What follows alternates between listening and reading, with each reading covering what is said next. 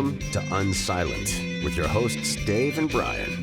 This is not another current events podcast. We're digging deeper, diagnosing, and discussing what's really going on today, how we got here, and providing observations for future generations. Welcome to Unsilent. We're Brian and Dave. Let us know where you think we got it right and where you think we completely missed the point, which you can do by visiting unsilentpodcast.com or Rumble or Facebook or any of the other social channels. So let's get into it today. I've got a few things on my mind, Brian. What about you? Well, for those who weren't here before we hit the record button, they weren't privy to this. I didn't know your heart rate could get over like 37 and a half. And man, you were shot out of a cannon today. So like we gotta let everybody know what's going on in your mind today. Well, so here we are. We're in an election year.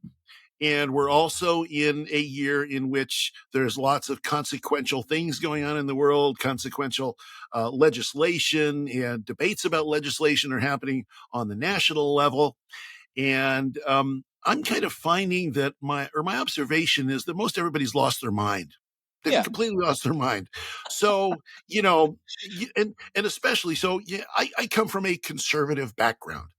And in the sort of conservative, profile, if you will, of what conservatives are supposed to be, they typically are supposed to be the folks that are logical, methodical. They're thinking through things, are not as driven by emotions as perhaps some of our friends on the left that are more, the terminology used to be bleeding heart liberal, that they're right. So caring, and that they propose things that are not really all that smart, that are not all that logical. And that's the sort of the tradition of conservatism that I grew up in. Although the conservatives can get a little bit, as you mentioned before we even started, a little bit animated, shall we say, when things I think you're a little wound up today. Well, things, I will tell you. So let's start with one simple thing. So we had this big vote on foreign aid that just took place in Washington, D.C. And there's a number of things on the table. And, I'm going to oversimplify this, but there's obviously the Russian invasion of Ukraine. So there's a war in Europe, or on the doorstep of Europe. So there's that. And we're talking about how do we want to participate or not participate in that. There's of course, the threat of China invading Taiwan and potentially restricting 40% of the world's trade and killing our chip industry because of Taiwan Semiconductor, and, all the negativity that would happen if they did that. There is, of course, war in the Middle East with the attacks on October 7th on Israel's response in Gaza, Iran attacking Israel, Hezbollah in the north, all of that, which is a major issue as well. Yep. And another very major issue closer to home is basically the invasion that's taking place across our southern border, with millions of people that who knows, on the gotaways, who knows who they are. There's been plenty of people on the terror watch list that have been either identified or intercepted, but there's lots of people we don't even know who they are. Now, there's 4 different issues. Each one of these issues is important for the Congress of the United States, the House, the Senate, and the President, et cetera, to deal with. All of these things are important to deal with. And to clarify, when you say it's important, we have to deal with these things. You're not saying it's important that we go fund all these things or do something here, but there are things that they have to address for sure and come to some sort of resolution or agreement on to move forward in a direction, which would include we're not doing anything, but they need to at least go through the act of sorting it out. Okay. They need to do something, because each one of these things is a direct threat to the safety, security of American citizens and America's position in the world. And they're all a threat to us. Every one of those things is a threat to us. Here's what drives me nuts. And this is just one example. These things are all individual issues that deserve individual attention and individual action. they're not interdependent on one another. Yes, they are all they're all threats to the United States.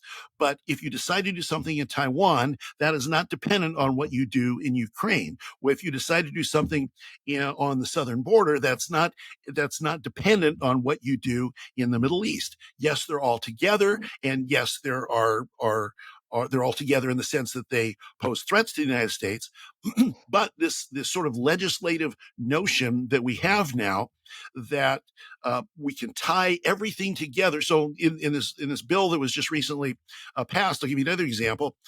TikTok, if it even exists in Kenny G's day, probably doesn't, but there'll be something like it, is potentially a very significant threat to the security of American citizens because it's owned by ByteDance, which is a company that has ties, because it's in China, with everything in China has ties to the Chinese Communist Party, and they don't have our best interest in heart. So they're talking about banning TikTok. Good deal. Do that. Ban TikTok. I'm all for it. But to say that this issue and this issue are tied together, and I'm not going to do this because you're not going to do that, is basically saying, well, my arm's on fire, but because I'm thirsty and you're not giving me water to drink, I'm just going to let my arm burn. It's the logic behind it is utterly ridiculous. I hope for those of you listening, you take the time to go watch this on video, because Dave is moving around like the speed of a guy practicing nunchucks. Which is, just call me Bruce Lee. If you're new to listening to this podcast, is a little unusual, to say the least. So, I'm all the right, Bruce Dave, Lee of podcasting. So, would you agree that you and I have not rehearsed this conversation? No, we haven't talked about this at all. You and I talked about this for about a minute and 40 seconds before we hit the record button. You listened to my rant for about I heard did not have any opinions. 1.0. And I said, Steven, we're going to hit the record button because I want to hear rant 2.0 on that with the recording. Right. Okay. So let's do a little exercise here and bear with me for a moment. Yeah. And I think we'll get some clarity as to why we have these problems. So why is it that you think it's important to have single ticket or single issue voting in the legislature at the federal level? Because first of all, you can't get and this applies to not even just these issues we're talking about. This applies to a lot of different issues. One of the reasons is because then you get a whole bunch of things that are passed that don't apply, don't have anything to do with anything, that just go under the radar. So that's a systemic problem. So now the more overt problem is because you refuse to deal with and solve certain issues because other unrelated issues are on the table. Okay. And because you're negotiating back and forth. Why is it, and we're going through a process here, so I'm going to cut you off for the sake of time. Yeah.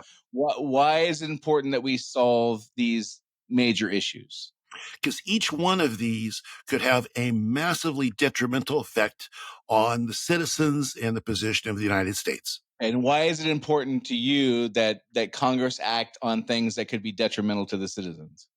Because I want the country, one, to be successful. I want my grandchildren and great-grandchildren to be successful. Hold on. Why do you want the country to be successful?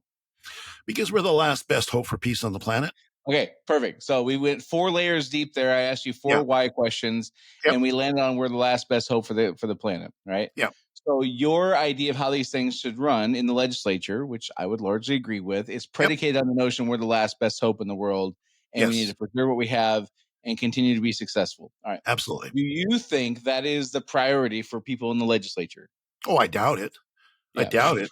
Probably not, right? No. So while I get your frustration, and again, I largely agree with you on these things. I think it's more for me. The frustration is not the inaction. They bundle all these things together. It's more that the priority is just the Borg, the system, the blob, the bureaucracy to keep lurching along. That's the priority, right? Well, there's two. There's that. That's one of them. The other priority is I could point at a number of legislators on quote unquote my side of the aisle who it seems that their priority is their next job and their next paycheck and when they're going to get to be in front of the camera again. So it's part two is if they did what you're asking, it would be very clear. We would remove all the murkiness that gives them plausible deniability. Right. Yes. So if you say we want to we're going to vote yes on this thing that increases taxes, which folks you and I would vote for would largely not be popular for doing that.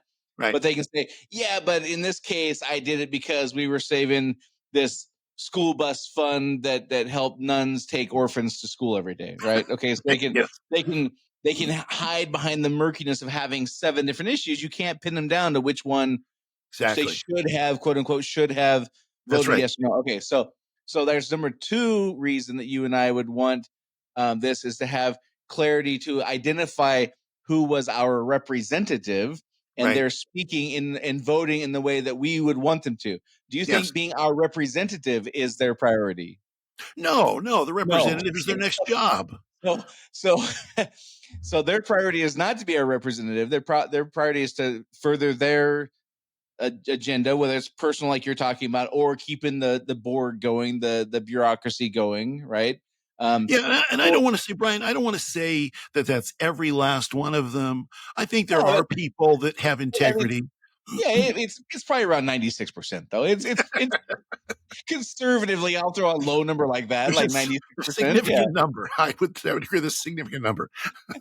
So my point is, so they're not really interested in being our representative, and they're not really interested in having progress or success. They're interested in their own agenda, whether it's collectively, Yeah. like keeping the board going, or Yep. individually, like their next job or whatever. Sure. And is it fair to say in this moment in time that they feel much more like our moral superiors and leaders than they do our representatives? Oh, 100. Well, yeah, our moral superiors, our leaders, and to a certain extent, our priests. Yeah, so their job is not to listen to us and and vote in reflection of what we want. No. Their job is to identify where we don't get it and misunderstand and need to be educated and steer us to coming to the right point of view. Is that a Well, fair? and then, partly. So one, there's what's called audience capture, where there's a certain, a certain audience has a certain, wants to do a certain thing. And even if nobody can explain what that certain thing is or why that certain thing should be, they want this thing. And it's an emotional position.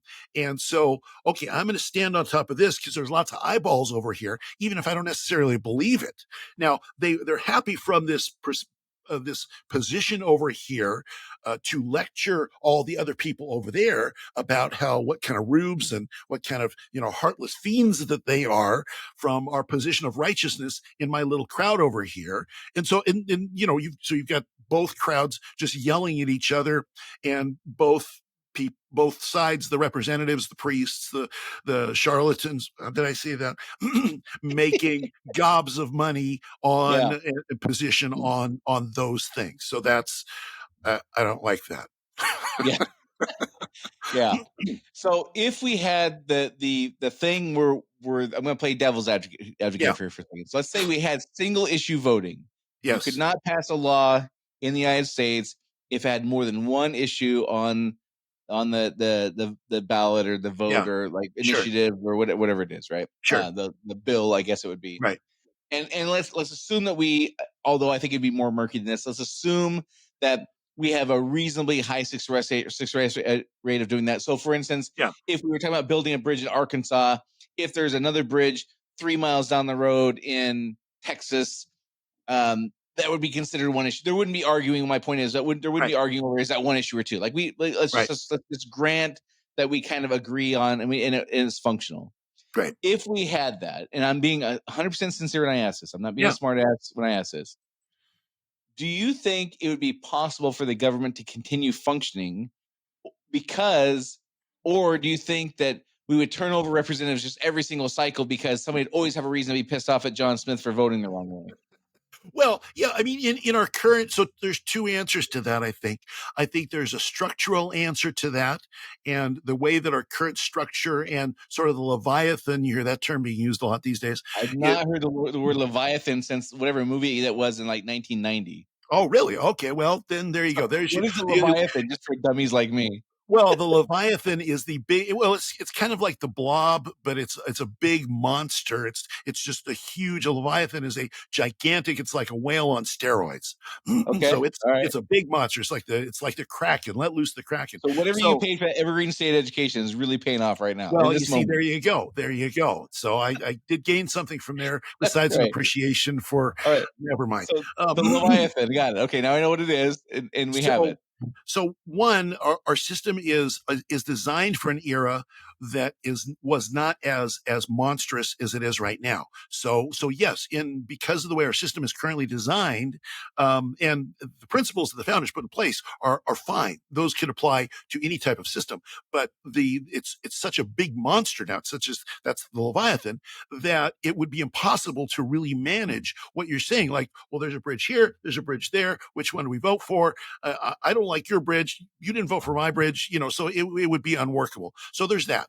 There's the second thing, and that is the spirit of the age. So we talk a lot about this sort of crisis era that we're in. The spirit of this age, if you will, is one of anger, of self-importance, of pride in my side and disdain for your side. So the spirit Don't of forget this self age. righteousness. Don't forget that one. Self-righteousness. Oh yeah, exactly. It's self-righteousness, selfishness, brown nosing, all of that stuff Yeah. is the spirit of the age that we're in. So we've got those two things. We've got a structural problem in that our system isn't designed currently to work on these more single issues at a time. If we had a system that was hierarchical and delegated all the Arkansas stuff to the Arkansas people and all the Washington stuff, if we had a more federalist type of system than we currently have, a hyper federalist system, then, and we had people that were willing to go there to do the hard work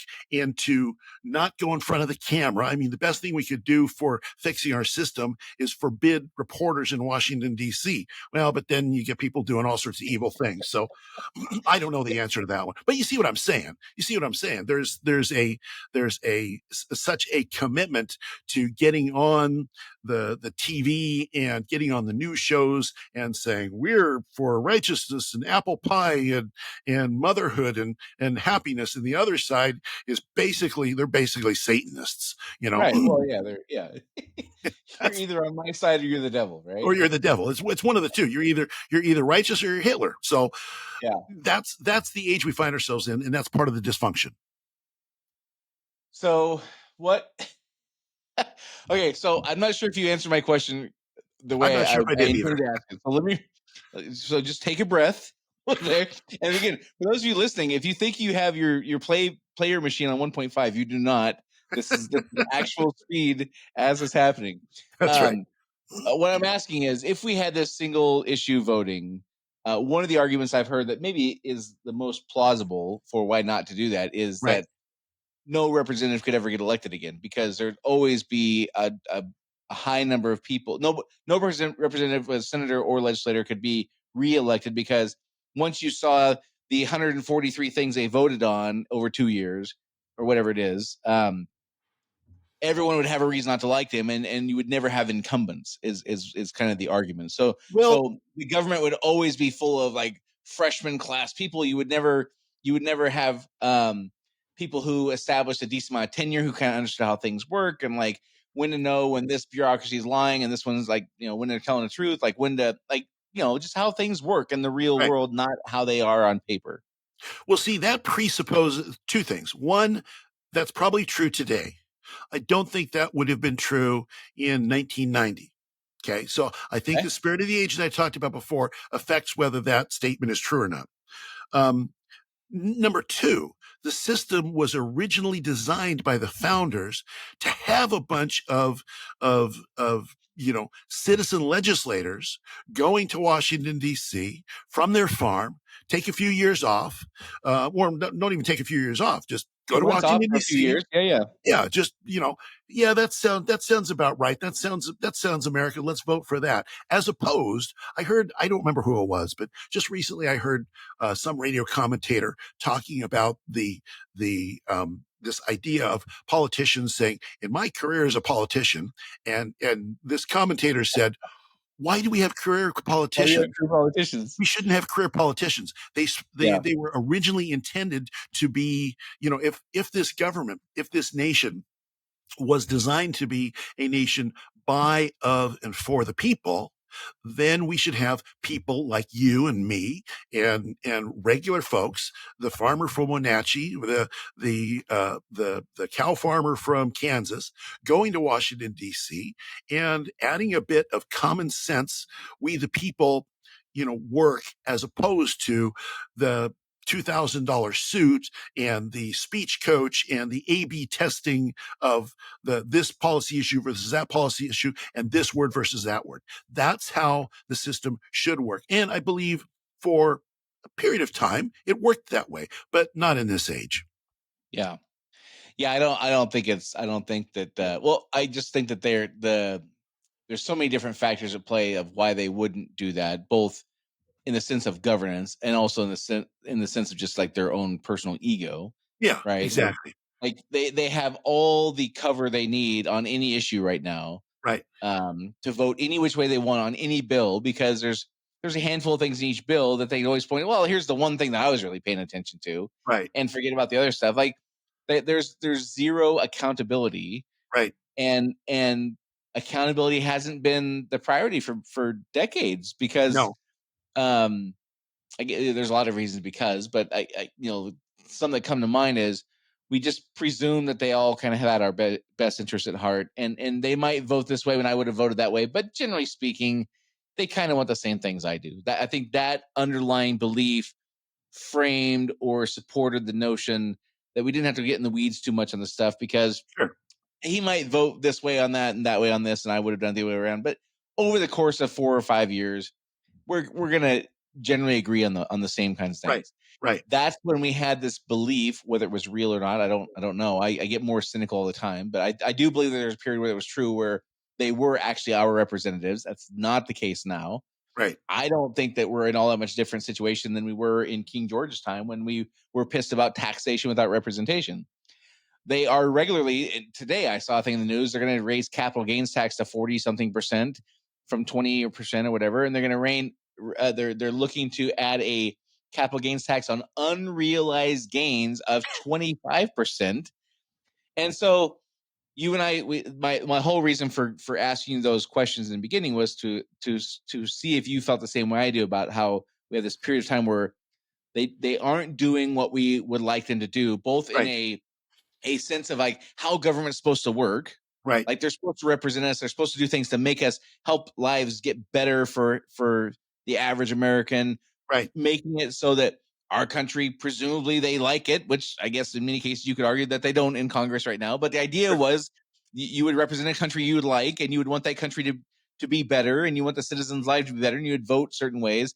Right, And the idea was that you would represent the people who sent you there because you were taking ideas and viewpoints from Kansas to go talk to the people who were from New York and like, hey, what right, can we agree upon? And whatever we can agree upon is probably good for good for the country.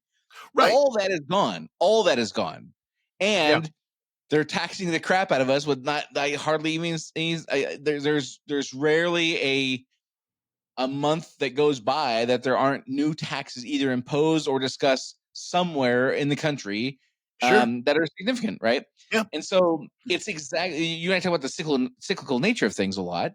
And for me, like this is no different than the month before the Boston Tea Party, sure. where we're pissed because nobody really seems to care what we think. They think of themselves as our moral superiors, Right, just like the British did of the colonists, sure. Yeah, right? And they had no problem extracting money from us for their own personal gain, just right. like King George did. Well, yeah, and you see they live in a different world. So, Right. Parliament was in London, and we the Americans, we were over here, and they thought of us as rubes, and it's like, Yeah. well, but at least they can produce a lot of stuff, so let's tax them. Well, Right. Washington D.C., I've heard people talk about the middle of the country as flyover country. It's like the place when you're going from New York to L.A., you fly over that and you look down and there's, oh yeah, there's farms. I wonder if has something to do with my life? No, I get my food at Safeway. I don't need a farm. Yeah. So there is that separation. One of the things that makes it even worse now, in my opinion, than what we faced in the revolutionary times is the fact that we have the internet and TV so pervasive. So the people that are in power are not just the people that think they've got the brain power that we don't have, but they're the people that think they've got the face and they've got the presence. They're the preacher and the performer. And so politics is all about preaching and performing so that a certain group of people will keep supporting you, and that will help to drive your career forward. And I tell you, Brian, here's one of the biggest problems with that. It's not just that these people are doing it, because people would have always done that. But the reason people didn't always do that is because we, the people, didn't let them get away with that. We didn't want that. We didn't want preachers and performers. We wanted legislators. We wanted people to think through problems that we don't have time to think through, or we don't have the energy to think through, or whatever, or the experience to think through maybe. And we wanted them to come together and make decisions in a representative way that represents us. So in this age, it's not. Yeah, well, and it also didn't matter if, like you said, if we disagreed with them here or there, it didn't matter because we knew that they had our best interest in heart. I don't think anybody has much trust that a lot of, and I don't want to paint them all with the same brush, but that a lot of them have our best interest. Not all. There's a solid 3.2% of them that are really good. I mean, let's not paint them all with the brush. Yeah, that's right. So, but part of it's the internet. So it does come back to we the people then, doesn't it? Yeah. I mean, it's the same thing in our local elections. We don't, Washington State's having elections just like every place else. And the people that are running are it's just devolved into tribal anger on at least the right in Washington State, where you've got people that are thinking, well, your guy who's running for the primary did this or said this, but your guy, he did this and this. I'm just thinking, look, our side wants to beat their side. Think through how that's going to happen and stop, this insane intramural bickering that's going to ensure that the other guy wins, because he will win because there's intramural bickering. Yeah. No logic. I think that's something that's worth pointing out to explain what this moment in time is like, this era we're in right now. It doesn't matter which side of the aisle you're on, conservatively or more progressive. I think that everyone would agree. This might be the only thing we'd all agree on. It might be. The percentage of Democrats that stay true to the party line and don't argue and don't upset the boat is probably in the 90s, somewhere in 90%. Oh yeah, they're very they've got a lot of discipline. Meanwhile, conservatives, like the percentage of things that conservatives agree on across the board, less than 10%, probably, right? Oh, 100%. Yeah, I totally agree. Yeah. Totally agree. So it's an interesting thing that on one hand, the side that keeps winning, like the meaningful elections after meaningful election after meaningful, the progressive side is definitely their batting average is higher than the more conservative stuff. Right. And it's an interesting phenomenon to consider, because on one hand you're like, well, I kind of appreciate their solidarity in a way, sure, because strategic. You can't argue the math. Like they win a lot of elections. On the other hand, I would argue that the bickering that drives me and you crazy is what it was supposed to look like when it was framed. We generally agree on the same things, but it's okay to have heated debates about things. I don't think, and so part of me like longs for that. Although I think that, like, as you've said a couple times, at this moment in time, it's a little frustrating that the people who are quote unquote supposed to represent us are missing the nuance of the moment. They don't get the this moment doesn't allow for that. You can't have, like, to put it in World War II terms, you couldn't have Germany and Italy and Japan were like the foes, and then expect to win when Australia says, well, we should really focus on this part of Africa, and Russia says, no, we really need to focus on this other thing, and the US is like, we need to really just keep the Atlantic Ocean safe. And like, at no point did they converge on a strategy that was in alignment or meshed well together. Yeah. you couldn't have won World War II. And that's kind of what we have now is the more progressive side, which again, they're very much not in favor of personal liberties to Right. the degree that I would like. Yeah. Um, and the people who are supposed to be representing the regular folks, the small people who are not elites, who are not in academia, who are not in the blob or the government or the military or the higher military. I mean, or in Hollywood, like the folks who are supposed to represent us normal folks can't get their shit together and agree on anything. Well, yeah, and that's where it becomes this because we are supposed to have good heated debates. I mean, some of the best oratory in history is like the Lincoln Douglas debates Yeah, from the 16 Civil hours War. of that stuff. I Yeah. mean, my gosh, there was an intellectual level there, at the same time that they could disagree with on things very very heatedly, but they Yeah. could also do it in an adult manner. Yeah. With I decorum. Yeah. with decorum. I don't see. And now I tell you what, if you say that well, I'll just use my side, the Republican Party, right? If you say in Washington D.C., the Republicans, there's various different types of Republicans. There's far right and there's moderate and there's center right. There's different levels of Republicans or different types of Republicans. If you say, well, I think they should all have their disagreements, but they should have it in a respectful fashion. Oh, you're just a squish. You're just a rhino.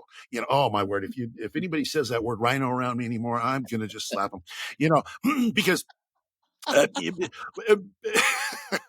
yeah, sure. I get animated Awesome. about this stuff because what I don't want to see, Brian, is I don't want to see, in particular, people on our side walking up to Washington D.C. in their $2,000-3,000 suit, pouring gasoline on themselves and lighting themselves on fire because that'll get them on CNN. I mean, that's basically the attitude that exists in the party today. And it's untenable. I watch in Washington State as the local debates that are going on just are absolutely utterly destroying the party. And I watch in Washington D.C. as the House. They had now this is again. Very centered in the time in which we live. So, but there's principles here for Kenny G in the future too. But I watched the Republicans had a majority in the House, and it's going down and down and down and down because the Democrats are successful. No, because the Republicans are idiots. Because they just are well, my guy over here didn't vote in the absolute purest way, so we need to just it's time for the Inquisition. Yeah. This is not how you govern a country, and this is not how you behave as a conservative, as a Republican. You're not using your brain. Let me throw this out as a just something that it just occurred to me for the first time. I just kind of curious what you think about it. Do you think that it's possible that the Republicans are afraid to lead because they really haven't had to lead in decades? Yes, I do. I think that you get on TV not because you pass a good piece of legislation that does a good thing, but is not flashy. The only way you get on TV is if you're talking about how evil that person is here. And so therefore they want to be the opposition. They want to, and and let that's me how be you clear get what on I mean. TV. Like we've had Republican presidents, we've had obviously Republican senators. Like I don't mean they haven't been elected and held an elected post. I don't Right. mean that. What I'm thinking is and I mean this literally, and if you have ideas, I would love you to tell me and get my head on straight. But what are meaningful big issues Republicans have moved the needle on in the last 30 years? Oh, well, that have moved the needle on. I thought you were going to say that haven't moved the needle on. I was going to give you a big list. No, I have a long list of those things. I'm like, what is it? What's an idea that in 1982 was an unknown thing that Republicans are really passionate about, and now 40 years later is like a thing? I guess you could argue. Well, it was a new thing. Like Roe v. Wade was overturned, but that wasn't a new thing. That debate's been around for 80 years, so that's not a new thing. It wasn't because Republicans got a spine. It's because it was challenged in court, and they found out that it was dumb. Trump put in a handful of justices that he got the math in the favor. Okay, so back to my original question: what's something, or is there anything you can think of in the last 30 or 40 years? It was a little tiny idea 30, 40 years ago that the Republicans have carried the water on and brought forth and now is collectively accepted. For example, something like gay marriage on the other side, where in the early 80s, like hardly anybody even thought about it. Yeah. Certainly didn't support it. And now 40 years ago or 40 years later, like it's just a thing that pretty much everybody accepts. Is there anything like that you can think of? Nothing that has nothing that's so big that it's lasted. There's So, temporary so things. this is what I mean by they haven't had to lead. Yes, they've Yeah. had elected hosts. Yes, they stood in front of the camera, to your Yeah. point, and like said the right thing at the right Yeah. time. But have they really led anything? They have been controlled out. They're the Washington Generals to the Harlem Globetrotters. There's no Yes. question they pulled that off, Right. right? Yeah. Yeah. They sternly say things and they write very animated tweets and they vehemently they use the word vehemently and the That's right. strongest terms possible. Right. And what's the other one that Let they me use? be clear. Let Oh me my be. god! If I hear another commentator say, "Let me be Yeah, clear," yeah. Yeah, it's funny that a few weeks ago I was thinking about you and I should do a whole podcast on just the things that we're tired of. Like let me be clear is like my number one. yeah, that's Yours right. clearly rhinos, but Yeah. there's another word that like Hillary Clinton used to use all the time, where she would talk about the strongest terms possible. Like Yeah. there's a word used, it was something or anyhow. Yeah. Other than doing that and being saying those tersely worded things Right. in front of the camera, what have they really done? I can't really think of any lasting changes that on the level that So you're talking about. my now that again I've only been thinking about this for like 7 minutes, but now that I'm thinking it through, like maybe they're just afraid to lead, and their ego can't handle them catching a tomato here and there. Well, yeah. They want to be the permanent opposition even when they're in the majority. And that's and if they can't find somebody else to oppose, they'll oppose themselves. It seems Yeah, like, and that's just sad. That's because again, conservatism is supposed to be a thinking person's philosophy. It's supposed to be, I'm going to consider this, I'm going to consider that, I'm going to judge it against some basic principles, and then I'm going to come to a conclusion, as opposed to yeah, saying, what does my poll testing say on right. Twitter? And what will my ego endure? What kind of what level of resistance can I put up and still save face with people who at the New York Times or in Hollywood or Yeah. on late night TV on Jimmy Kimmel's show or whatever? Like if I don't say anything too bad, he won't make fun of my second chin or my clothes or my laugh or whatever. I mean, whatever it is, right? Yeah. Um, so I think again to illustrate this moment in time for somebody in the future, and when you'll know you are coming upon the period in time in your own part of the cycle in your own lifestyle or lifetime, Kenny G, is when, as we feel now, we have a choice between the evil or the stupid to Yes. represent us. That's a great way to put it. That's I didn't make that the up. evil I heard versus that. the stupid. I've heard that a few times, and I couldn't even tell where I heard it. And I feel bad that I can't credit the person I heard it. But on one hand, you have people who are absolutely like you can just listen to the Prime Minister of Australia or um, different European countries. Like they're not even bashful about like being okay with crushing people's liberties and Yeah. speech and all that Yeah. kind of stuff. Yeah. They don't even hide it. You Yep. and I have talked about the Davos crowd, and like Yep. they don't even think that human rights are a thing. That's all an abstract thing we made up. Like they're saying things that like when you put all the pieces together, it's very very sinister, Yeah. right? And the only thing that keeps us from going, holy shit, we should really watch out for that is this kind of they wouldn't do that. They wouldn't take it, right? So that's our only defense is hope against the tyranny of them. Yeah. And then on the other side, you have a bunch of bumbling, cowardly, scarecrow, freaking people. They're just afraid of their shadow, Yeah. and they can't even agree on 10% of the things to even move the needle, and Yeah. they can't sustain any kind of meaningful, impactful, substantive change or Right. improvement. Like they bitch about taxes and they bitch about the border and they do all these things, and then they shut up and do what they're told when Mitch McConnell they shut up and do Yeah. what they're told when Mitch McConnell tells them to. They're a bunch of cowards. Well, they're not fit for the system. They're not fit for the system. No, let me put it this way. They're not fit for the system the founders gave us. The founders gave us Yeah. a system that was designed to be in permanent conflict. It was designed around nobody getting what they want. It was designed around slow, methodical changes that people in Kansas and people in New York would have to agree upon. This is good, therefore it must be a good thing. right. Not this backdoor negotiating, and I'll slip in my bridge into your bill, and you Right. vote yes, and you slip in your thing into my bill. Like, and never mind. Like, I've been trying to find it since we've been recording. I thought I saved it in the spot, but I must have saved it somewhere else. It was a great example of this new phenomenon, which is legislators doing stock trading and things like that. There Oh, was an example of a guy who's on a committee that oversees this thing, yeah. and he bought stock. He bought like $50,000 in stock in this unheard of little company that manufactures like pumps or meters. It was like water meters, something like that. And then lo and behold, they got like a multi-billion or $1 million contract with the government, and the stock price went up like threefold or whatever. And what do you know? That the state that gave them the contract was like Oklahoma, and that's where the guy is from. And he sits on the committee that oversees the industry, and like he made 5 years worth of income or whatever it was in a couple of weeks. Like this is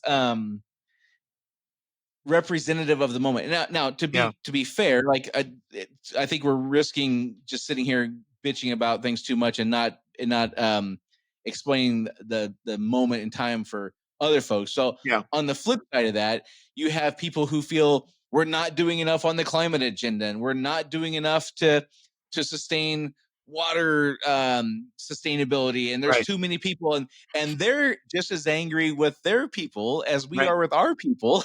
Right. They feel like their people aren't doing enough, and I can't articulate their points obviously like they could, but the pro-Palestinian protests that are happening, they're happening like a dozen a day in I mean, they shut down like 4 or 5 airports last Sunday or last Saturday or something like that, including the one by you. Like their people are just as angry as you and I about completely different things. And the point is, what I'm hoping to illustrate is it's just chaos and discontent everywhere about everything. Nothing feels to. I can't think of a single thing that any of us would all agree upon, or even each camp would agree on, is moving forward in a way that is benefiting anyone, let alone everyone. And here, that's exactly right, 100%. And here is how it would look if it were not dysfunctional. If it were not dysfunctional, you would still have different parties with dramatically different visions or dramatically different priorities. So that would still be there. But what would happen is you would have Camp A and Camp B saying, well, I think you're wrong. Well, I think you're wrong. But the next thing out of both of their mouths is, okay, well, let's get together and I'll give you some of what you want. You give me some of what I want. Neither of us will be terribly happy. We can both go back and say to our constituents that I didn't get everything I wanted, everything you wanted, but I got some stuff. And the other person could say the same thing. That would be what's called a functional society. Instead, there's no motivation for that now. The motivation for that now is this side wants this. Therefore, they are evil. And I'm going to go back and talk to my constituents and say, not that I negotiated with them, because another word I don't, that drives people nuts right now, especially on my side, bipartisanship. If it's bipartisan, you're a squish. You're just a sellout. You're just a rhino. You're just one of those evil rhinos. And you really work for George Soros on the side. You mow his lawn, So, I mean, the country is designed to be one where, and it was brilliant because the founders realized that human beings are selfish, narcissistic, power hungry. We're all of these things, but yet, how do you come up with a country and a system where you make forward progress and you guarantee people's rights where people all disagree? Well, you make it so nobody gets exactly what they want. And this is, well, and I mentioned earlier in one of my tirades, I don't know if it's before we started recording or after, but in the Republican side of the House right now, there's this idea of, well, you should never go along with anything that isn't exactly what you want because you have the power of the purse. The power of yes, you got the power of the purse, and the president's got the power of the veto, and the Senate also has some other powers of their own. You have to balance all of these powers against each other. You can't just say, I'm not going to do it because I don't get what I want. That's what a little child does. And I fear that what we've got back in DC right now with these people that are just running around and screaming at each other all the time, you're going to be fired now because you didn't do exactly what I want. And they say it all in such a self-righteous manner, which also just ticks me off. So what you got is you've got a bunch of little children. They're performing and they're looking for the candy, but they're not committed to doing what's right for the people. Oh, but they want to do everything I want to say. Yeah, that's right. And they're not willing to compromise on any of that to get somebody else to move closer to you. Politics is supposed to be on the national level, on the local level, not you getting what you want, but it's supposed to be you advancing as many of your principles and priorities as you possibly can, not all of them, knowing that to do that, you're going to have to give a little bit to somebody else for priorities that are not your own. I think that the N element, not the element, N element we haven't talked about is before those legislators would have to come home and be around the people that they were quote unquote representing, Sure. if nothing else, to get elected again. Yeah. Right. You would see them at the grocery store. You would see them at the car dealership. You would see them at the bar. You would see them at the baseball game or the football game. Like you'd be around them. Yes. And a thing that's changed is some of these legislators live in DC pretty much full time year round. Yeah. They go home to do events to get elected, but they don't really live. Like Liz Cheney famously didn't live in Wyoming anymore. She lived in DC for 30 years, but she had the name and all that stuff. And she went to the right events and she had a PO box or whatever, or a second home in Wyoming, whatever it was. Right. Right. So they come home for events, but they're really elected by people who live in DC. Right. And the lobbyists who, fund DC. The big money. And so they don't ever really come home and get exposed to the people that they're quote unquote representing. So there's no opportunity for shame. There's no, hey, what the hell were you thinking there? Right. Except for these cell phone recording moments where people are trying to give them these gotcha things where the people doing the recording actually look like bigger jerks than the legislators. And people feel sympathy for the legislator who's like a shark, of course. But anyhow, the whole dynamic has changed in that the people who are the representatives, again, air quotes, representatives, aren't really exposed to the people who they're screwing by putting their own needs ahead. And I found this story. This isn't what I say, but this is, I'll be real quick. So Senator Mullen of Oklahoma, he bought $30,000 worth of stock in this company called Badger Meters. And then the EPA mandated utilities transition to newer automated systems, which, by the way, is what Badger Meters does. Tulsa, Oklahoma's announcement of a substantive $94 million investment. So in Oklahoma, the state where he's from, they decide they're going to do this investment of water meter upgrades last year, and the stock goes up 26%. And he happens to be on the committee where, and so it's all of these things they're benefiting in financial ways on the job. As if there's a whole website called where you follow Nancy Pelosi's stock trades. Now they're 30 days behind, but there's a whole website where that's all they do is they follow Nancy's stock trades. So they're benefiting financially in the moment. And then, as you pointed out a number of times, I think your microphone's muted there, Dave. Yes, you pointed out a couple of times, they're preparing themselves for their next job. Right. So when they leave office, they're going to go make a bunch of money, and the needs of the people who they're quote unquote representing are just, if they're on the stove, they're on the back burner. But in many cases, they're not even on the stove. Well, and I would think if I think back to maybe the 60s or the 70s or 80s, maybe even, some of those types of things might not have been illegal, but I think a lot of the representatives wouldn't have done them anyway because they weren't right. because And again, there was you would have to. There social, was accountability, yes, there was social accountability.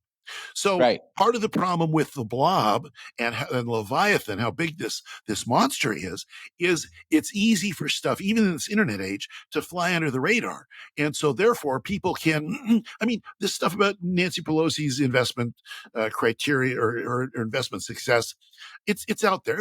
It's out there in the public. Everybody knows it, right? But does she seem like does she ever go on and say, well, I shouldn't really do this, or I'm not going to do this? Or is there any social repercussions as a result of No, clearly using the system? Are there any no. repercussions? There's whining from regular folk who say, of course that's not right, Sure. but consequences, absolutely not. No. Like I can't think of any, and I'm being as objective as I can when I say that. I mean, I can't think of like embarrassment, like where she's been called out by CNN or MSNBC, like, hey, what is this all about? How do you Right. explain you make $180,000 a year, but your net worth goes up by $5 and $10 million a year? Like, how do you explain that? Like, Right. there's that question is not even asked. Right. People in the party certainly aren't asking, because the people who help those folks get elected are the ones by and large supplying the information, probably, Yeah. that Sure. allows for these windfall successes to Yeah. happen. And I think the most sinister or diabolical part of the whole thing is they're either so good or we are so weak collectively Yeah. as a populace. I don't know which is, or maybe it's both. But when they get in front of people, they're so able to convince them, yeah, but starting now, I'm looking out for your best interests. Yeah. And we believe it. And Yeah. again, that's a function of government. I don't pin on this era and these laws. I'm sure the same complaints were had 2,700 years ago at whatever parts of the Mesopotamia or whatever, where the senators back then were lying to people. I think we can wrap our heads around that. The sinister part, though, is the amount of collusion that goes into keeping this entity, this operation, this process going. Yeah. That's the diabolical part. Yeah. Like, this can't happen by accident. I don't believe. Right. I mean, there have to be planned players with specific roles and pre-planned functions to allow this to continue.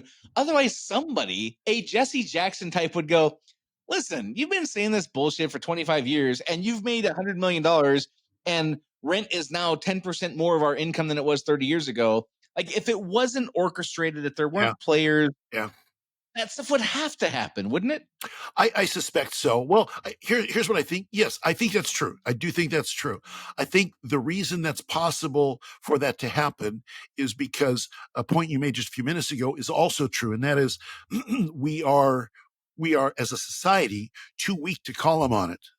And Yeah. specifically, we are too, and this is why, in this episode, in this time we've spent together today, I've been ragging on Republicans. They're on my side. They're the people that are theoretically on my side, although there's not a whole lot of them, I would claim. But the inability of us to hold other people accountable in a from a social perspective allows people to dip to their worst inclinations. I don't doubt for a minute that in the 1970s, if we had a society like we have today, that there would be people that would manipulate the system a whole lot more than they ever did. I don't think that there were no bad people in the 70s or the 60s. I think that there was a strong society that kept them in check. And I think right now, to your point earlier, I think the bigger part of it is there's absolutely this orchestration and this cronyism and this, controlling, that's all true. But I don't think it would have survived. I don't think it would have survived. It didn't survive in the 70s, Watergate. You had Republicans furious about it. You had Democrats furious about it. Republicans operating to get rid of Nixon, even though it was his. Now, if that were today, whichever party it was, they would be lined up behind him and say, "There's but your person, did this," and it would just be this back and forth. There's no societal structure in place today to do the things that hold these people accountable that happened in previous generations. And this is the thing that I think Kenny G can look at. Because another point you mentioned earlier, that we've talked about multiple times, they wouldn't really do that. Right. Well, in 1980, no, they wouldn't have really done that, because we'd all look at them and say, I don't care if you got my party name behind your my party letter behind your name. You're out of here. That's wrong. Yeah. But Yeah. that isn't the case today. No, and I think that, there's a pretty good argument that can be made for it's the saying, good times create weak men Yeah. create hard times. I think when we generally say that, we're generally talking about people in positions of authority and Yes. power and Yeah. influence but I think the same could be same for our society as a whole. Is like 100%. we've just gotten soft and lazy, and we've had it pretty good for many decades, We have. relatively speaking, to the human condition Yeah. over other parts of the world, or in other periods of time, or both, Yep. right? And we haven't had to really hold people accountable to. We haven't had to learn that lesson in quite a while, which goes back to the cyclicality of these kinds of things. Yep. And my point is, there's a pretty good argument that can be made, I think, that this isn't the legislators' fault; it's our fault. I agree. Yeah, I would 100% agree with that. If society would hold them So accountable, it focus wouldn't your happen. ire on your neighbor, Dave, not the legislations or not legislators. And we're going to name this episode something solely based on your behavior. So I think it's going to be like unhinged, Unhinged. unconstrained, I'll go with unhinged. unbelievable, like unmitigated heart I'll rate. wear the unhinged button. That's fine. I'm good with that. I'm good with that. All right, as Dave mentioned earlier, Brian, I feel so much better. I'm glad. As Dave mentioned earlier, we covered a lot of stuff today that is probably pushed some buttons. If you disagree with what we're saying, you think we're misrepresenting it, we'd love to hear about it. How? Go to unsilentpodcast.com. Go to our Rumble channel. There's a great comment section on there. If you're trying to sell us something, though, don't go there. Like some people are trying to sell us things on that. So like maybe just email it to Dave directly and leave the Rumble channel out of it. My email is Brian Harding at different. That's right. The Rumble channel's got a great comment section. We'd love to hear your input there. We do want to try to explain to somebody in the future what this moment in time is like. We're doing our best to represent, but what it's like for most of us. If you think we're missing the mark, though, like Dave said, let us know. We'd love to hear your feedback on that. And until next time, this is Dave and Brian signing off. See you later. Do you want to be unsilent? Make your voice heard on our social media channels and share where you think we got it right or wrong. Go to unsilentpodcast.com for social links so you can join the discussion.